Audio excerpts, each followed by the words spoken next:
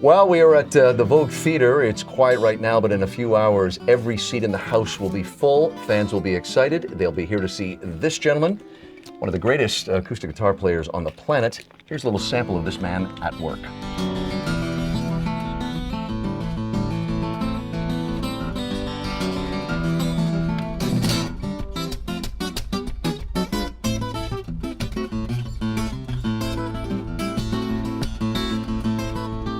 It is a great pleasure to welcome Mr. Tommy Emmanuel to Vancouver. We are talking to you, Tommy, just before your show, as I mentioned, sold out. Thank you for joining us. Thanks for having me. I know you've probably been asked this many times, but one of the things I love to do with artists, writers, actors, musicians is say, tell me the what, where, who, and when. With you, I see with your bio that it's a guitar, and then it's a couple minutes later, it's hearing somebody, a legendary guy and a legendary artist with that guitar. You pick it up from there. I started as a rhythm guitar player, and an accompanist for my mother, and then for my brother. Right. And you're sorry, but you're like 4 or 5. I was four. Yeah. Okay. But I didn't turn pro until I was 6. You know. Yeah. You don't want to rush that, do you? And so I was the youngest in a family band, and we played kind of surfy music and some Hawaiian tunes, some country tunes, that kind of stuff. And then I heard Chet Atkins on the radio, and I had like an awakening. I heard him play, and it touched me and changed me in a way that, you know, you can never underestimate. Or you can never overstate a moment like that. There really are, especially for me, there have been moments in my life that I'm going along here, all of a sudden I'm going that way, you know, and that was one of those moments. And I said to my dad, I don't know what that is, but that's what I have to do, you know, that's. And did they think you were great? Like it was, I mean, again, you look back at everything in the rearview mirror. I watch Chet Atkins now, I go, genius. But even 50, 60 years ago. You can imagine in those days, this is 1962. Chet Atkins was the name on everyone's lips, and I remember it, you know, even as a kid. And, you know, and most guitar players said, oh, it's a recording trick. He's double-tracked it and all that, you know.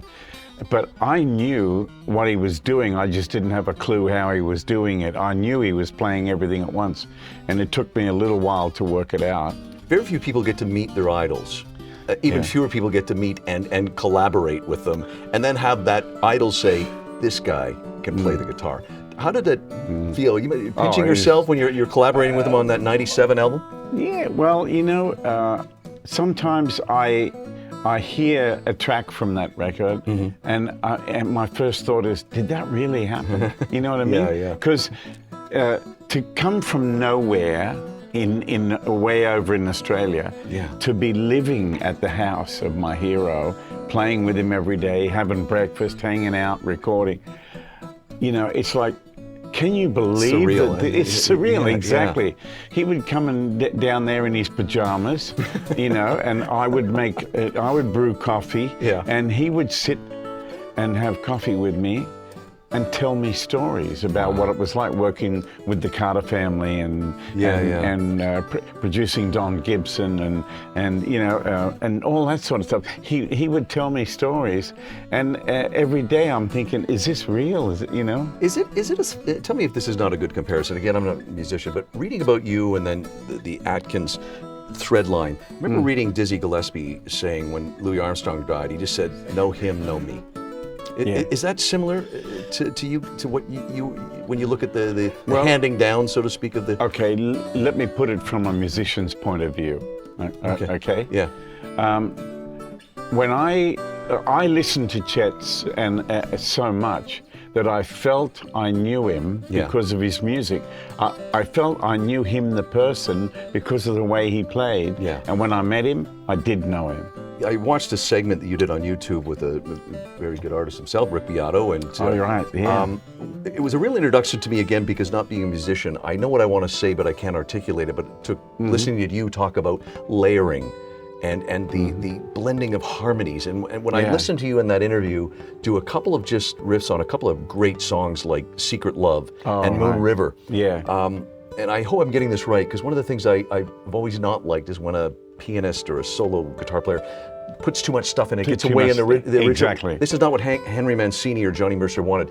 But when you do it, there is the layering, but it still is true to what the artist wanted to originally do with the song. It's because I love the melody. Right. That's the bottom line. I don't think like a guitar player. I think you're a band, right? I think like a singer and a band. So I never lose the lead singer. Yeah. Never. Yeah. You know. And I don't really, I don't do things to show you how many chords I know. Right. I know nothing compared to somebody like, Joe Pass or one of those guys who have infinite chordal knowledge. Yeah.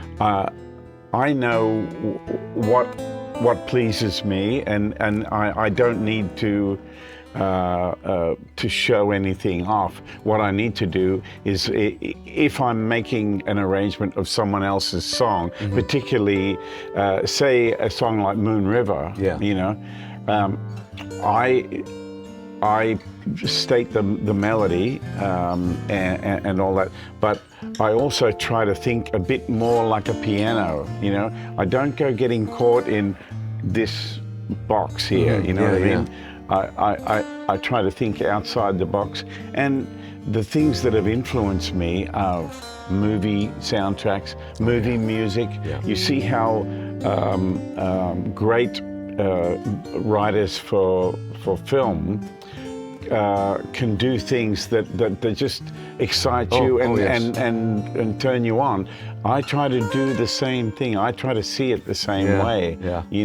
And it's kind of like the hardest part for me as a guitar teacher is trying to tell people to think differently, because I've heard people learn my songs, and I can sit and watch them go through the positions that they've learned. But that's what I'm watching. I'm not hearing the story. Right. You know what I mean? Yeah. And that's the hardest thing for me to get across to people. Stop just looking at the shapes and tell me the story. Take me somewhere. Hey, this has been great. You're going to do a sound check in a minute, and there'll be thousands of people coming into this theater in not too long a time. But hey, Tommy Emmanuel, thank you so much for taking the time. We should mention, check this guy out, and I didn't mention Somewhere Over the Rainbow. His version of that, you got to see it. And thanks for mentioning Lee Ritenour as well. Love him. More people need to know who he is. He's a great guy. It's TommyEmmanuel.com. His stuff is all over the internet and YouTube, and doing a show here tonight. Sir, thank you. Absolute pleasure. Appreciate it. Great talking to you. Great, man. Get out in the boat. We'll end on that.